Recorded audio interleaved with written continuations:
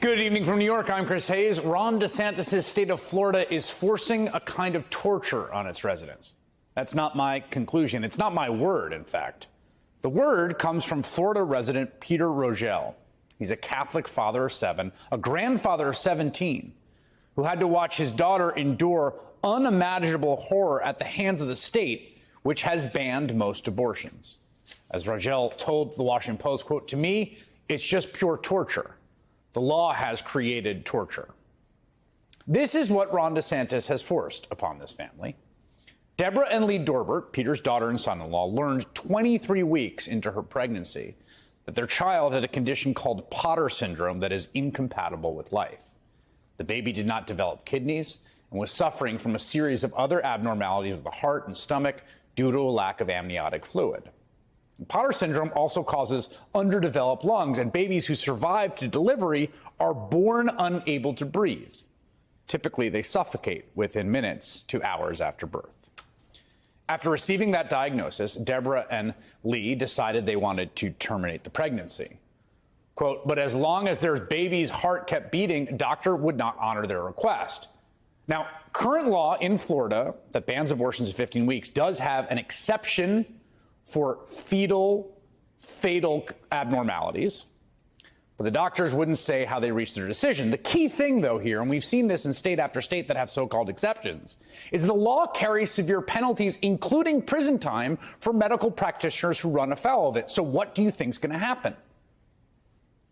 So the Dorberts weren't allowed to terminate the pregnancy. They did not have control of that decision. That decision was in the hands of Ron DeSantis, and they had to wait.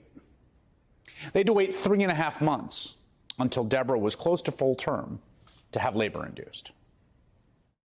We've pretty much made a plan for everything at this point, knowing I have to carry to full term.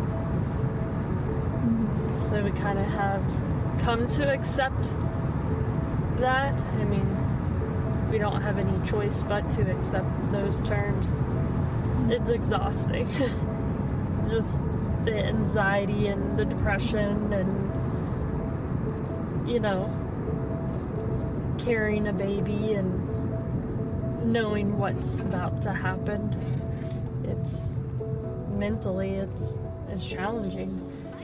And then just my 4-year-old, he doesn't see the same mommy all the time because I break down crying.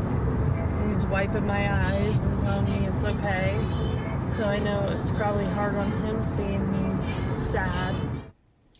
Deborah recalled when she finally made it to 37 weeks that they sat down with their son, who you saw there, Caden, to explain the baby's body had stopped working and that he would not come home. Instead, someday, they told Caden they would all meet as angels. The 4-year-old burst into tears, telling them he did not want to be an angel. On March 3rd, after 12 hours of labor, Deborah gave birth to her second son, Milo. He was 4 pounds, 12 ounces, and he did not cry or open his eyes. But when they pulled the baby on out, I thought my miracle happened. I thought, because the baby was, it looked perfect for me. And then I realized, once Debbie had it to me, that the baby was doing hiccups. I call it hiccups. And finally I realized, after about 5-10 minutes, that it wasn't hiccups, it was gasping for air. Milo lived for just 99 minutes. If you've got to take a second with this story, I understand, because it's so devastating. Too much to handle. Just one story. This is just one story. Big state, Florida, from this family that was so brave to tell it.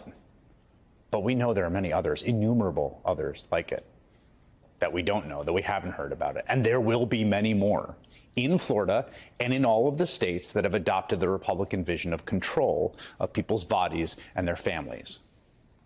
They are taking away the very values they claim to uphold, like freedom and choice, as Deborah Dorbert explains. You say we live in the land of freedom and making choices for ourselves, but yet I can't. Right now, I can't make a choice for what's best for me, this baby, my family. Now, we know that story thanks to some phenomenal reporting from the Washington Post, all those interviews, that footage, all from the Washington Post that told this one story of what it looks like when the Republican vision of control happens to your family in a moment of crisis. Control is now a pillar of the Republican vision. It does not stop at pregnancy in women's bodies. No. In Florida, public expressions of LGBTQ pride are now under threat. Today, organizers canceled a Tampa Pride event in the wake of Ron DeSantis' expansion of the so-called Don't Say Gay law. The legislation now allows the state to fine, suspend, or revoke the license of any establishment if the establishment admits a child to an adult live performance.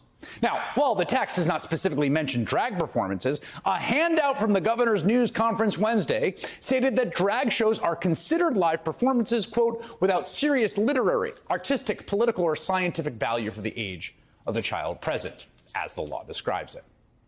Because drag queens perform in the open at the Tampa Pride Festival, well, organizers worried, understandably, they could be violating the new law. So no pride parade now in the free state of Florida. And this comes on the heels of the report we brought you last night about the impact of another law Ron DeSantis signed this week, banning gender-affirming health care for children. You don't get to choose what kind of health care your kid gets. Ron DeSantis chooses, just like he chooses to keep you pregnant for 12 weeks to deliver a baby you know will die. And these laws, as gothic as they are in their effects, are what Ron DeSantis is going to run on in his soon-to-be officially declared presidential campaign. And that is no surprise, because control over your body, your self-expression, gender identity, your children, your family, that's what the Republican Party has been obsessed with in the last few years, particularly all over the country, in every state where they have political power. This is the priority, controlling those things. Just look where Republicans have passed bans on abortion and on gender-affirming care for minors. Did those look similar to you? Yes. They are nearly the same map, and that is because they are all part of the same political project of control. The goal is to control how and when you give birth, what your family looks like, how it can love, how you and your children can express themselves. In fact, to make my point as clear as possible, just hours ago in Nebraska, lawmakers in the Republican-dominated legislature voted on a bill where they just cut to the chase and merged together two of their main goals into one bill, restricting access to abortion, a statewide abortion ban, and care for transgender minors. They put it all in one deadly package, as Democratic State Senator Michaela Cavanaugh told her conservative colleagues. Women will die. Children are dying. It is your fault. It is your fault. And you are allowing it to happen. You do literally have blood on your hands, and if you vote for this, you will have buckets and buckets of blood on your hands. That bill passed 33-15. The Republican governor has said that he will sign it.